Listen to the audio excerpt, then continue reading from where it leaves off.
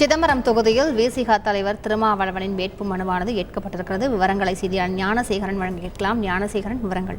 சிதம்பரம் நாடாளுமன்ற தேர்தலுக்கான வேட்புமனு தாக்கல் நேற்று முடிவடைந்து இன்று பரிசீலனை நடைபெற்றது.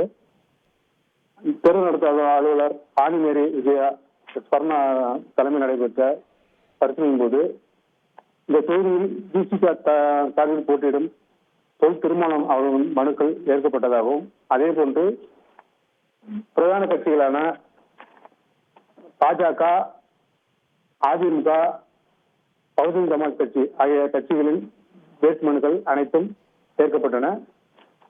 இந்த தொகுதியில் மொத்தம் 22 வேட்பாளர்கள் 27 மனுக்களை தாக்கல் செய்திருந்தனர். அவர்களில் 5 சுயேட்சை வேட்பாளர் மனுக்கள் மட்டும்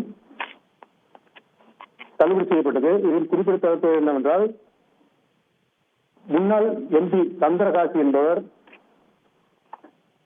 நேற்று கடைசி நேரத்தில் சுயேட்சையாக மனு தாக்கல் செய்திருந்தார். அவரது மனுக்களும் இன்று பரிசீலனையின் போது நிராகரிக்கப்பட்டது. மொத்தம் தற்போது சிதம்பரம் தொகுதியில் 14 வேட்பாளர்கள் களத்தில் உள்ளனர்.